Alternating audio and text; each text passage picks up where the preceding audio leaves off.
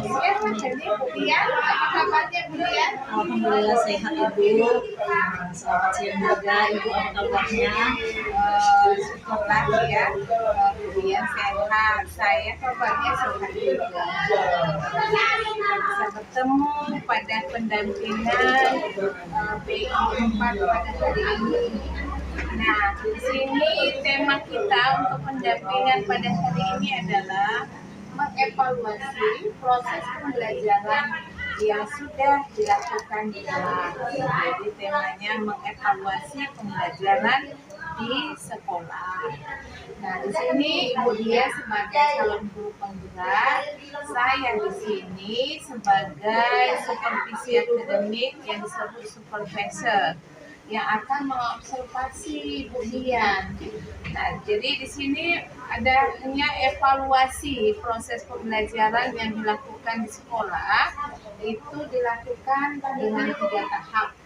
Tahap pertama yaitu tahap pra-observasi dan tahap yang kedua adalah observasi. Nah, tahap yang ketiga adalah pasca observasi. Nah, masuk kita pada pra-observasi yang kemudian. Nah, ini kita cakap-cakap saja, bincang-bincang atau yang disebut coaching pra-observasi. Baik, kemudian saya akan sedikit mencatat beberapa hal yang perlu untuk nanti kelengkapan observasi seperti itu. Baik, Ibu Dian akan memberikan materi pembelajaran atau bahan pembelajaran itu di kelas berapa dan mata pelajaran apa itu? Di kelas 11 mata pelajarannya ekonomi. Oh ya.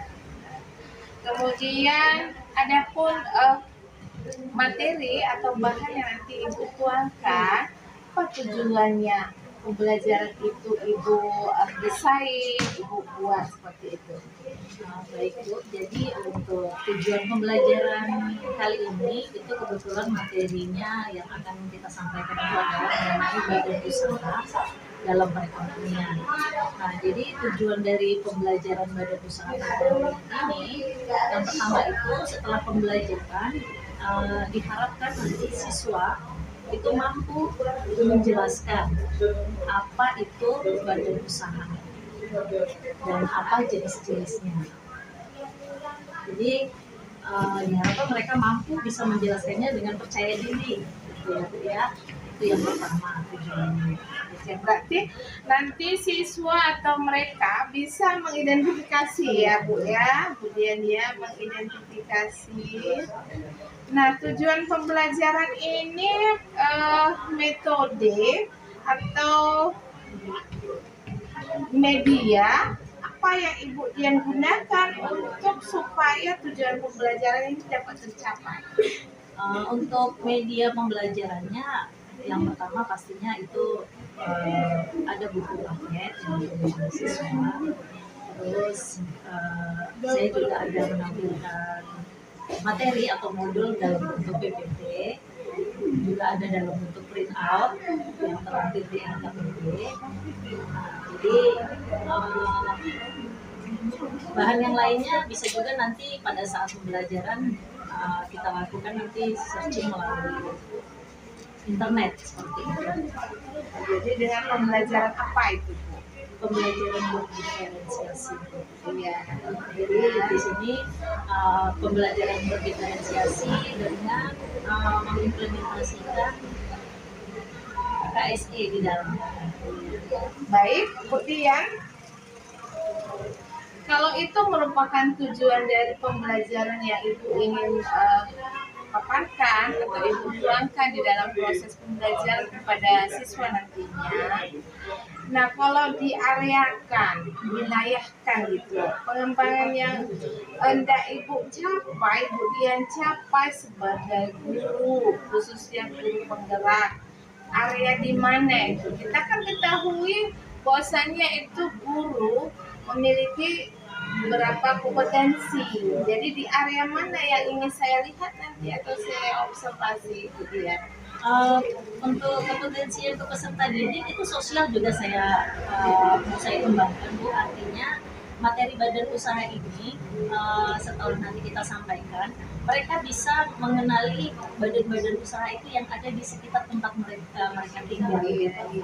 Jadi potensi sosialnya juga akan lebih saya kembangkan di sini.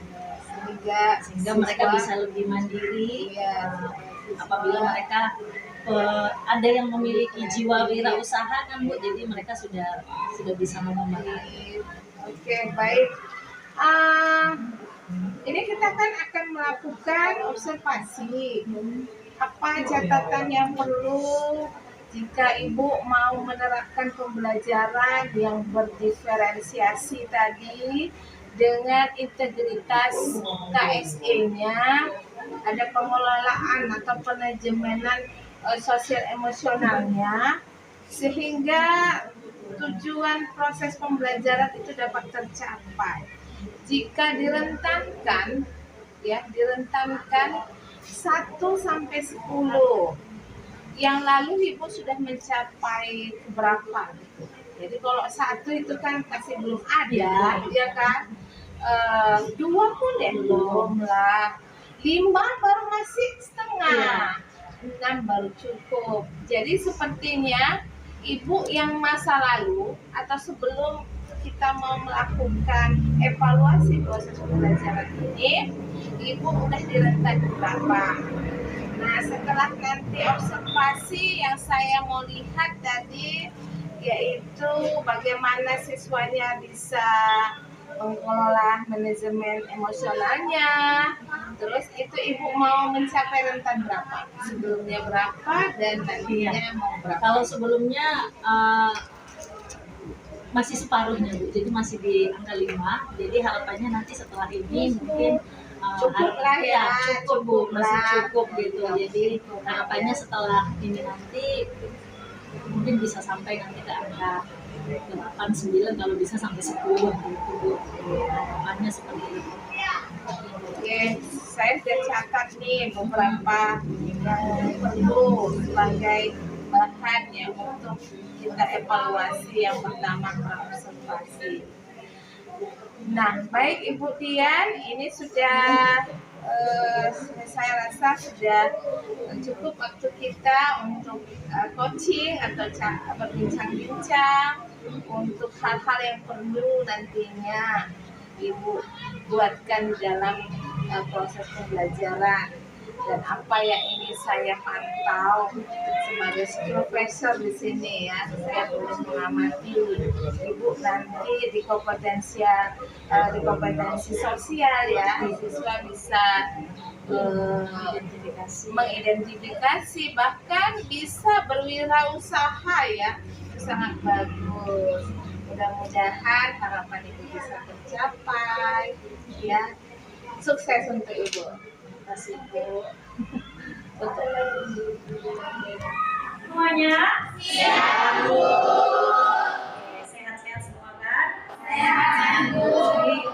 Ketua kelas ada yang tidak hadir hari ini? Selamat siang Bu Dian. Selamat siang Bu. Baik, hari ini kita akan melakukan observasi. Jadi waktu dan tempat saya persilakan ya. Silakan. Terima kasih.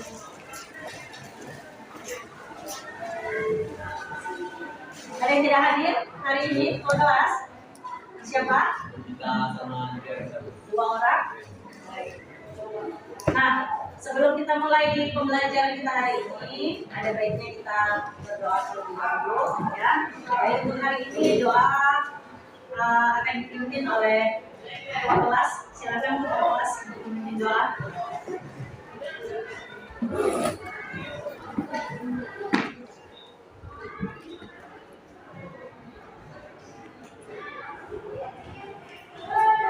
Sebelum melakukan kegiatan pembelajaran pada siang ini, ada baiknya kita berdoa untuk agama dan percaya masing-masing. Berdoa dimulai. Berdoa selesai.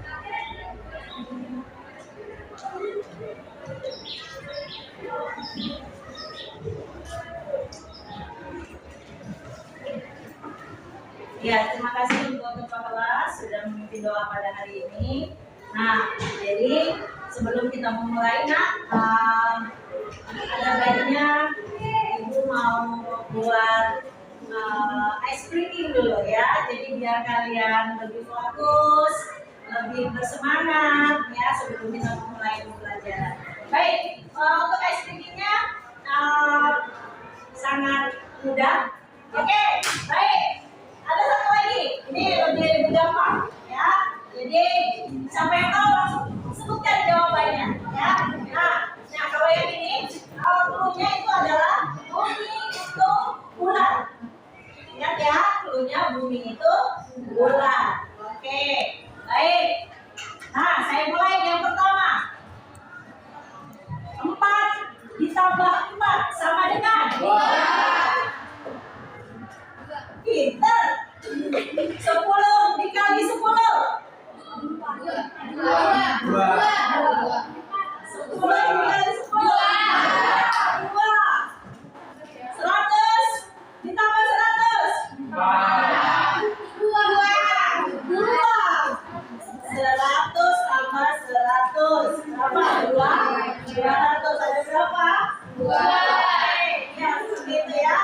jadi seperti itu clue dari bumi itu bulat. Baik. Nah nanti bagian berikutnya saya kasih lagi ice breaking yang lain ya. Oke. Nah jadi itu sedikit ice breaking untuk kalian untuk penyegaran ya biar lebih semangat. Ayo dong semangat belajarnya. Walaupun udah jam-jam terakhir jangan lemes seperti itu ya. Baik, nah jadi di pembelajaran yang sebelumnya kita juga sudah menyinggung materi mengenai badan usaha dalam perekonomian. Nah jadi di awal kemarin kita masih membahas mengenai konsepnya ya, apa itu konsep badan usaha, apa bedanya badan usaha dengan usaha. Nah sekarang kita akan menjabarkan ada beberapa jenis badan usaha. Nah sebelum kita jabarkan jenis-jenis badan usaha, saya akan menyampaikan tujuan pembelajaran kita hari ini. Nah, jadi tujuan pembelajaran kita hari ini diharapkan ya setelah pembelajaran ini kamu nanti dapat menjelaskan apa itu BUMN dan BUMD dengan percaya diri ya nak ya. Jadi harus bisa menjelaskannya. Jadi jangan itu lagi gitu, harus sudah bisa kalau udah kita pelajari. Nah tujuan pembelajaran yang selanjutnya itu adalah diharapkan kamu nanti setelah pembelajaran itu dapat menyimpulkan apa itu peran dari BUMN dan BUMD dalam perekonomian ya dengan cara berpikir yang kritis. Nah jadi itulah tujuan pembelajaran kita hari ini mengenai badan usaha dalam perekonomian. Nah lanjut kita masuk ke materi. Jadi materinya saya buat dalam bentuk konsep. Nah, mulai dari mindmap yang paling atas itu adalah konsep badan usaha. Jadi badan usaha itu ada dia dibedakan menjadi dua, ya. Badan usaha itu dibedakan yang pertama menurut lapangan usahanya. Lalu yang kedua ada jenis badan usaha yang dibedakan menurut kepemilikan. Ya, menurut kepemilikan. Nah, kalau dia menurut lapangan usahanya, badan usaha itu terbagi menjadi ada 5 di situ ya. Yang pertama itu dia ada namanya ekstraktif. Lalu ada namanya badan usaha agraris, terus badan usaha industri atau manufaktur, lalu badan usaha perdagangan, dan yang terakhir itu adalah badan usaha jasa. Nah, sekarang yang mau kita bahas itu adalah badan usaha menurut kepemilikannya. Jadi kalau menurut kepemilikannya, badan usaha itu dibedakan menjadi 3. Yang pertama itu BUMN, yang kedua itu BUMD, dan yang ketiga itu adalah BUMS. Ya. Udah pernah dengar belum? Apa itu BUMN, BUMD, ataupun BUMS? Udah pernah dengar belum? Sudah. Oke, kalau sudah pernah dengar, coba Fahri. BUMN itu singkatan dari apa? Badan usaha milik negara. Nah, kira-kira kita tinggal di wilayah Mariat Bandar ini. Jenis badan usaha milik negara apa yang kamu ketahui? Yang ada di sekitar kita ini. Apa itu? Iya, PTPN. Yang paling dekat di mana? PTPN? Iya, Dolosinumba. Nah, PTPN itu adalah bentuk badan usaha berbentuk perseroan. Jadi perseroan itu merupakan salah satu contoh badan usaha milik negara. Ya. Nah, lanjut yaitu BUMD, badan usaha milik daerah. Nah, kalau badan usaha milik daerah, kalau di sekitar kita sini apa contohnya badan usaha milik daerah? Biar lebih jelasnya lagi, saya akan tampilkan beberapa logo-logo dari badan usaha. Oke, yang pertama apa itu logo dari? Kereta api. Lanjut sebelahnya. Sebelahnya lagi. Terus? Lanjut. Apa itu yang ada bacaannya di busnya? AKP, AKAP, ya, atau angkutan kota, antar kota, antar provinsi. Sebelahnya, Pertamina. Selanjutnya, PDAM. Selanjutnya, terus,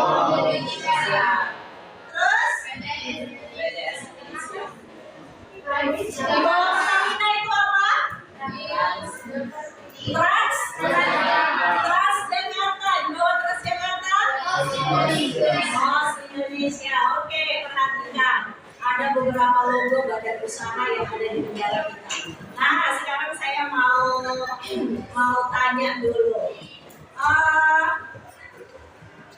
Kamu yang di belakang, Bang. Dari gambar yang sekian banyak itu, coba sebutkan dulu logo yang mana yang masuk dalam badan usaha milik daerah.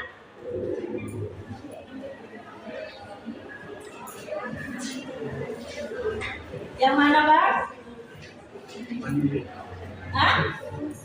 Yang mana? Nggak dengar Ibu. Coba agak kuat ngomong. Ya? Mandiri katanya.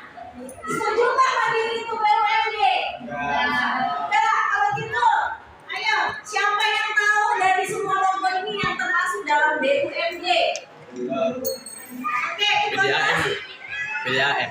PDAM, iya, tepat sekali. Oke, baik. Selain PDAM, mana lagi?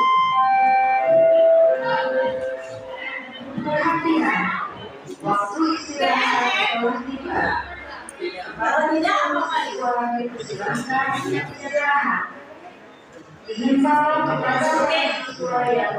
Oh, nggak ada ya? Setuju nggak tidak ada ya? Tidak. Iya, Transjakarta, benar. Apa tadi? Bus yang tergabung dalam antar kota, antar provinsi. Ya, nah untuk bus yang lintas itu ada sebutannya AKP, ada juga dia sebutannya AKBP. Ya, kalau benefitnya dalam provinsi. Nah itu merupakan badan usaha milik daerah. Ya, nah jadi kalau dia Pegadaian, lalu Telkom, Bulog itu masuk dalam kelompok BUMN, ya, masuk dalam kelompok BUMN.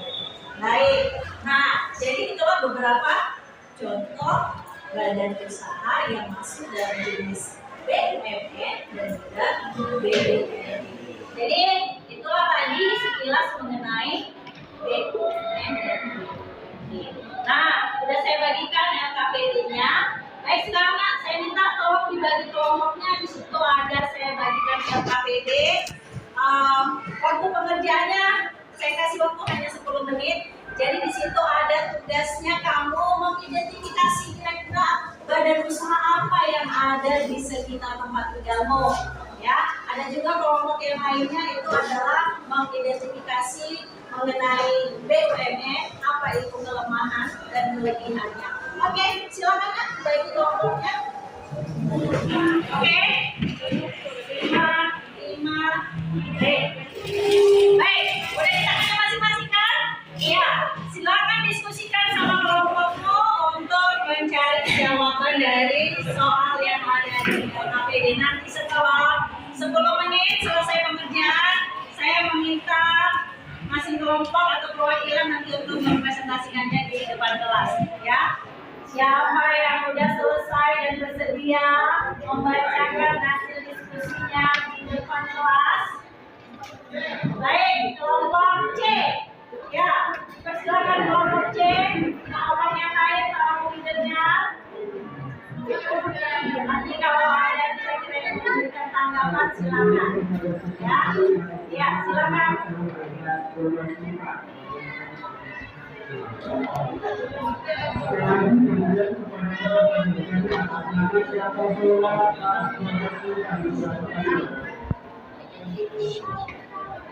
Baiklah, di sini kami dari kelompok C ingin mempresentasikan hasil perjuangan kami tentang badan usaha dalam perekonomian. Di sini kami disuruh untuk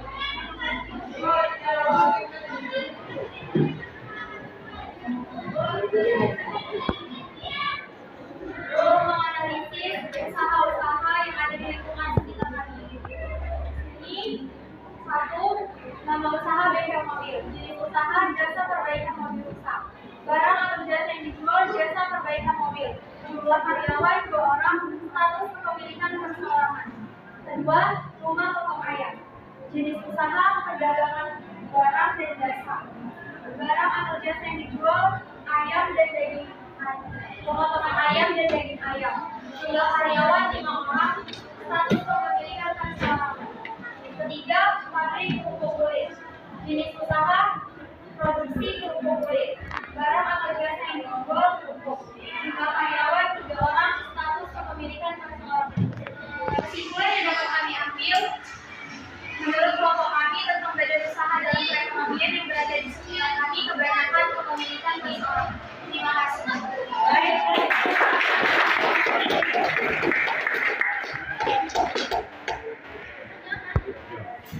Nah, jadi kenapa badan usaha itu harus ada dalam suatu negara?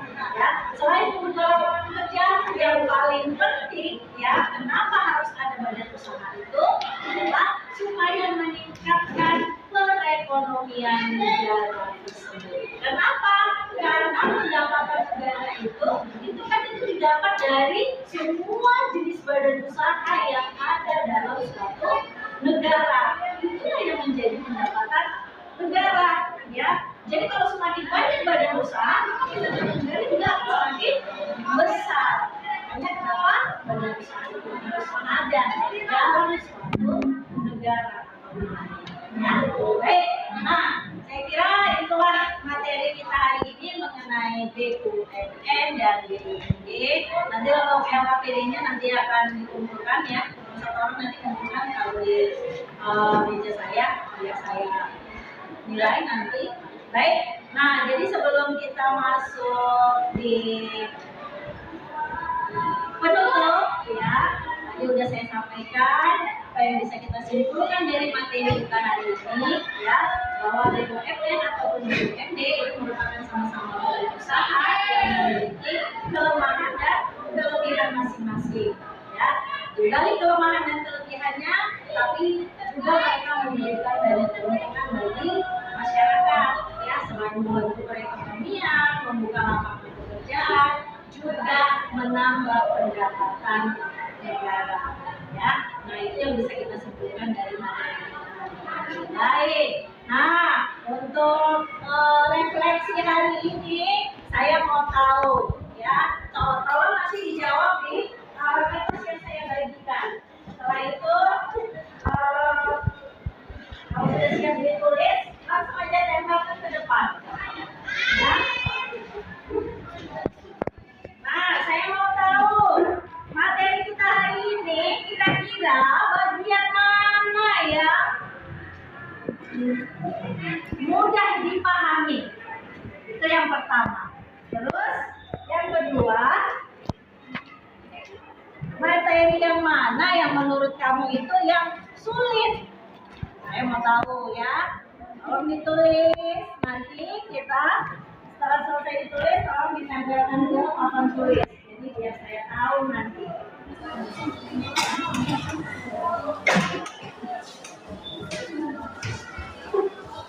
Sudah? Oke, baik. Jadi kalau saya perhatikan di sini, iya, kalau yang paling disenangi dari pelajaran kita hari ini itu rata-rata yang menjawab ice cream. Pokoknya ice cream terus itu jadinya. Ya, oke lah. Jadi kalau kalian dengan ice cream itu merasa lebih semangat, lebih bahagia, ya. Saya kasih buat kalian ya. Baik, yang sulit. Oh, ini ada yang buat kosong. Oh, berarti dia paham di semua. Kosong tidak ada. Oh, ada juga yang buat. Oh, yang paling susah dipahami itu BUMD, Bu, katanya. Terus sama BUMD yang sulit dipahami. Oke. Ya, hampir rata semua BUMD yang masih ada sebagian katanya sulit memahami tentang badan usaha milik daerah. Untuk yang disenangi itu adalah dari sesi SPD. Nah ya, coba nanti kamu baca kembali buku yang ada di pegangan kamu, ya. Jadi di situ udah dijelaskan jelas sekali. Jadi saya kira untuk pembelajaran kita hari ini kita cukupkan dulu sampai di sini. Coba masing-masing dulu tegak dan duduk tangannya di atas paha. Oke. Setelah itu udah duduk tegak, saya ya tegak ya, tegak, jangan menyender. Tegak, baik masing-masing. Atur nafasmu, tarik nafas dalam-dalam dari hidung. Tahan sebentar, lalu keluarkan pelan-pelan dari mulut. Pelan-pelan keluarkan dari mulut. Sekali lagi, tarik dari hidung. Tahan sebentar, lalu keluarkan dari mulut perlahan. Ya, sekali lagi nah. Tarik nafas dari hidung, tahan sebentar, lalu keluarkan perlahan dari hidung. Nah, bagaimana? Enak kan? Iya. Oke, baik. Sebelum kita tutup pelajaran, ya, sebaiknya kita berdoa kembali. Mudah-mudahan apa yang kita pelajari hari ini, ya, dapat kamu ingat, ya, juga dapat kamu terapkan dalam kehidupan kamu sehari-hari. Oke, Bang, di tempat aja. Situ aja, Bang. Sebelum mengakhiri pelajaran kita pada siang hari ini, ada baiknya kita berdoa sebelum mengakhiri pelajaran kita di siang hari ini. Berdoa dimulai. Berdoa selesai. Terima kasih, saya. Oke, selamat siang kemudian. Selamat siang, Ibu. Kita tadi sudah melakukan observasi ya. Saya juga melakukan observasi di dalam kelas. Ibu Dian tadi saya sebagai supervisor, jadi Ibu Dian sebagai guru ya. Itu merupakan mitra kita akan bekerja. Nah, sekarang kita bagaimana ya merefleksikan yang sudah Ibu lakukan, proses pembelajaran yang sudah saya pantau sebagai supervisor di sana. Apa yang Ibu dia rasakan? Yang saya rasakan pastinya ya lebih bahagia, Bu, dengan coaching kita yang sebelumnya. Jadi waktu tadi melakukan praktek pembelajaran di kelas tadi lebih terarah, lebih runut yang saya kerjakan itu gitu. Jadi pastinya harapannya itu tadi ya apa yang saya sampaikan itu ke anak-anak itu bisa membuat anak-anak itu lebih paham, lebih dapat berpikir secara kritis, lebih termotivasi untuk bisa lebih memahami apa yang sudah saya sampaikan. Jadi proses pembelajaran Ibu menggunakan pembelajaran metode mana itu tadi? Proses pembelajaran tadi saya gunakan dia metode diskusi. Jadi saya bagikan LKPD, di mana di LKPD itu masing-masing kelompok itu sebenarnya berbeda-beda penugasannya. Jadi supaya apa? Supaya kalau dia materinya sama, apa yang mau dikerjakan sepertinya agak kurang tertantang gitu dia. Jadi mungkin ada indikasi nanti lihat kelompok yang lain gitu dia sama gitu. Jadi makanya saya buat dia kasusnya itu berbeda. Jadi supaya dalam kelompok itu mereka lebih aktif dalam berdiskusi. Jadi lebih bisa berpikir kritis lagi karena beda dengan kelompok yang lain kan, jadi nggak mungkin mereka itu ada kesempatan untuk lihat ya biar sama tuh jawabannya gitu karena sama ini masalahnya gitu. Seperti itu saya. Dan di RMS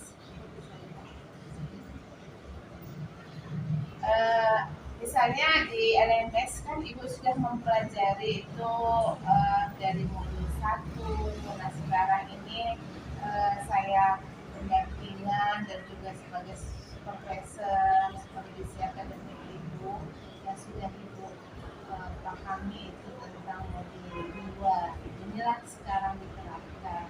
Apa kira-kira yang bisa Ibu artinya tuangkan dengan praktek pembelajaran yang dilakukan tadi terkait dengan pembelajaran penggerak yang di modul 2 itu. Jadi dengan pembelajaran yang di PGP khususnya di modul 2 di situ kan kita membahas mengenai bagaimana kita pembelajaran yang diferensiasi. Walaupun tanpa disadari sebenarnya pembelajaran selama ini yang saya lakukan itu sebenarnya sudah ada beberapa topik itu yang dia sudah termasuk dalam pembelajaran diferensiasi. Namun mungkin dengan pendidikan di guru penggerak ini kita lebih tahu memilah-milahnya. Kalau berdiferensiasi itu harus dibuat dulu seperti ini supaya bisa materi itu sesuai dengan kebutuhan siswa, sesuai dengan kesiapan siswa dalam belajar. Nah, jadi artinya pendidikan di guru penggerak ini menjadi lebih tahu gitu kan. Jadi kami bisa membuat rancangan pembelajaran itu jadi lebih baik. Karena pembelajaran berdiferensiasi kan intinya tujuannya itu bisa mengajarkan siswa. Jadi akhirnya kegiatan pembelajaran yang tadinya mungkin sebelumnya lebih teacher center kita udah bisa buat jadi student center, jadi pihak yang berkepentingan belajar. Lalu ditambah lagi dengan memasukkan MSA dengan tadi integrasi dengan sosial emosional siswa. Jadi di situ ditambah lagi kita bisa menerapkan atau membuat kegiatan di dalam pembelajaran itu dengan memperhatikan sosial emosional siswa. Jadi bagaimana supaya siswa itu dapat mengambil keputusan yang bertanggung jawab dalam belajar, bagaimana siswa itu bisa berkolaborasi dengan temannya, bagaimana siswa itu bisa menerapkan tindakan sosial ke teman-temannya bagaimana gitu. Pembelajaran yang dia lakukan di kelas itu jelas jauh berbeda dari sebelumnya. Kalau dari yang sebelumnya itu pastinya dia itu dulu masih itu center, semua berpusat ke dia gitu. Jadi siswa hanya dengerin, ayo kerjakan ini dan kerjain gitu. Jadi kalau sekarang mungkin sudah jauh banyak perubahan karena sudah memperhatikan aspek-aspek itu tadi, berbudayalisasinya, aspek sosial emosional itu yang diterapkan, jadi jelas jauh berbeda. Baik, Bu Dian, kalau memang pembelajaran berdiferensiasi itu sudah diterapkan tadi ya, sudah saya lihat, sangat luar biasa ya Bu ya.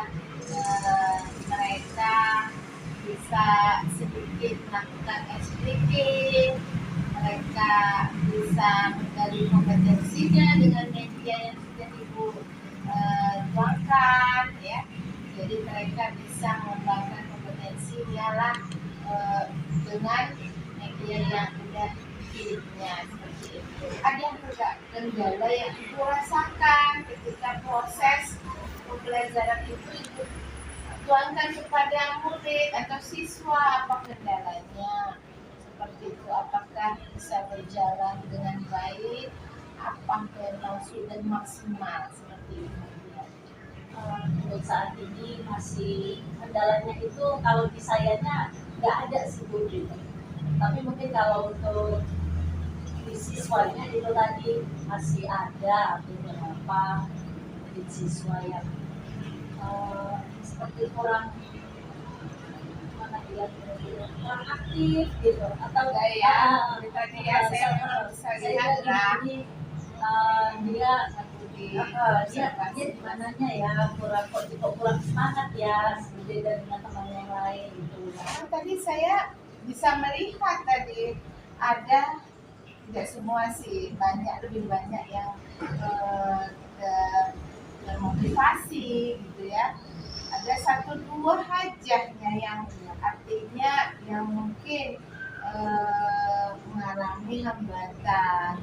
Jadi untuk mengatasinya itu Bu Dian, apa rencana Ibu Dian selanjutnya ke depannya dengan proses pembelajaran yang berdiferensiasi itu sehingga Ibu Dian bisa menjadi maksimal memberikan pembelajaran itu. Jadi untuk mengatasi beberapa orang siswa yang mungkin kurang dalam interaksi belajar di kelas ini, yang pastinya nanti ke depannya saya pasti akan melakukan identifikasi lagi lebih lanjut mengenai mungkin kalau bahkan misalnya sudah saya ada catatan dari saya, tapi mungkin latar belakang kehidupan dia di keluarganya bagaimana, mungkin kan itu bisa juga jadi pemikiran Bu ya. Jadi saya harus lebih dalam lagi mengidentifikasi dan membuat eksekusi ya. Untuk eksekusinya mungkin nanti akan kita ubah metode belajarnya. Jadi kalau tadi kan kita pakai metode diskusi ya, diskusi, tanya jawab, melalui penugasan gitu.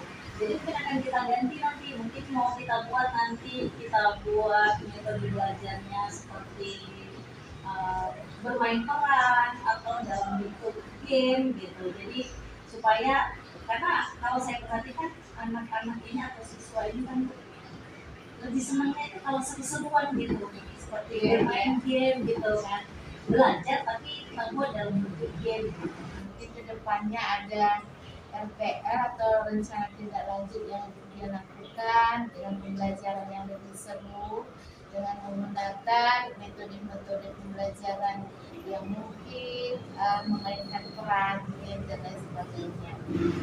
Kira-kira setelah Ibu melakukan pembelajaran tadi di kelas, saya sudah observasi sana, apa Ibu sudah merasakan maksimal, kalau diletakkan lagi kembali antara angka 1 sampai dengan 10, Ibu sudah mencapai angka berapa? Saya sudah dia mencapai angka 8 gitu. Iya. Kenapa ibu katakan di angka 8? Karena rasanya tadi kayaknya saya semangat kali gitu, bahkan kayaknya jadi lebih semangatan gurunya ini gitu. Tadi kelihatan kan.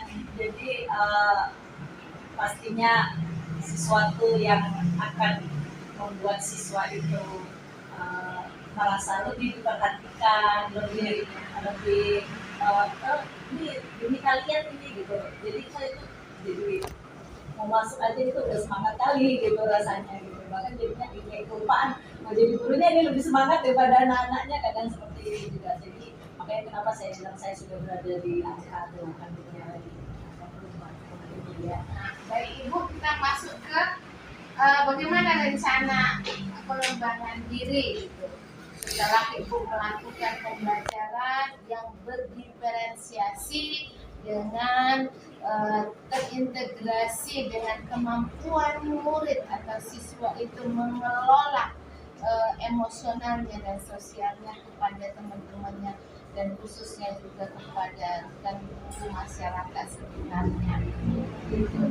Jadi kalau kita rencanakan pengembangan diri kemudian, jadi aktivitas pengembangannya itu merupakan apa yang ibu targetkan, kemudian apa tujuan yang hendak ibu dia capai. Jadi kalau untuk aktivitas pengembangannya, pastinya ini saya lebih fokuskan bagaimana penerapan pembelajaran berdiferensiasi. Ya. Terus selain penerapan pembelajaran berdiferensiasi itu juga terintegrasi dengan kompetensi sosial emosional. Nah, jadi tujuan yang ingin dia capai dengan menerapkan pembelajaran berdiferensiasi ini, karena berdiferensiasi itu sendiri kan itu artinya pembelajaran sesuai dengan minat, bakat, dan kesiapan dari siswa. Jadi artinya pembelajaran yang dia sampaikan ke anak-anak itu sudah sesuai dengan apa yang mereka butuhkan, bakat apa yang mereka miliki, itu kan udah dia identifikasi sebelumnya. Jadi sehingga anak-anak itu bisa belajar dengan nyaman, dengan tenang, bahagia, karena udah sesuai sama maunya mereka gitu. Nah, jadi tujuan itulah yang ingin hendak dia capai. Jadi kalau anak-anak sudah belajar dengan bahagia itu pasti apa yang kita sampaikan itu akan tetap diingat gitu, akan berkesan gitu sama mereka gitu. Nggak sampai ada hanya di rumah saja, nggak ada di sekolah saja, nanti sampai di rumah pun itu pasti akan mereka ingat memori memori gitu. Jadi itu tadi, jadi dengan perasaan mereka yang merasa diperhatikan, oh ini sudah sesuai dengan yang kami butuhkan, gitu. Pastinya proses pembelajaran itu pasti akan berjalan dengan semestinya gitu. Jadi capaian pembelajaran itu pasti akan tercapai dalam kondisi seperti ini. Sekali. Nah, tadi kita melakukan tahapan ibu menerapkan pembelajaran di kelas. Saya pun mengobservasi sebagai profesor. Waktunya tadi ada 2 kali 45 menit ya. Nah, untuk sebelum kita tutup juga, saya mau mengetahui apa pendukung ibu tadinya menerapkan pembelajaran berdiferensiasi itu, kemudian bagaimana ukuran keberhasilan.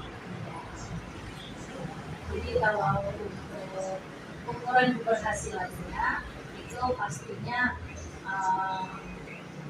pembelajaran yang dia sampaikan itu harus dia berikan kepada murid, dan murid itu merasa bahagia pada saat belajar. Jadi dengan mereka bahagia itu saya merasa itu udah berhasil gitu.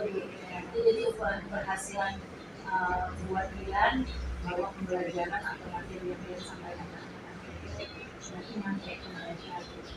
Nah, kalau untuk pendukungnya pastinya motivasi dari teman-teman, teman sejawat, terus guru juga kita juga perlu juga dengan siswa, nah mereka juga harus ikut mengambil perkembangan anaknya itu. Nah selain daripada itu pastinya di kelas dia disiapkan juga pendukungnya itu seperti laptop, fokus gitu. Jadi mereka nggak hanya monoton baca buku aja, jadi buat tampilan kegiatan belajar yang nggak seperti biasanya gitu. Jadi ada sedikit nuansa baru kalau kita pakai materi alat-alat yang seperti yang disebutkan tadi, fokus Oke, baik. Ya, kita mau mengakhiri ya bincang-bincang atau coaching kita pada pasca observasi ini. Semoga apa yang Ibu yang upayakan, Ibu yang sudah lakukan itu berfaedah, berguna kepada siswa, sehingga siswa dapat dengan rasa nyaman, dengan rasa kebahagiaan dapat mencapai kebahagiaan dirinya di lingkungan dan masyarakat. Itu juga menemukan berkah hidupnya ya untuk Ibu meraih masa depan. Kedepannya Ibu harus semakin semangat, obsesi terus ya menggali kompetensi diri Ibu sehingga bisa mencapai maksimal ya di angka 10 bahkan. Oke, sukses untuk Ibu ya. Terima kasih.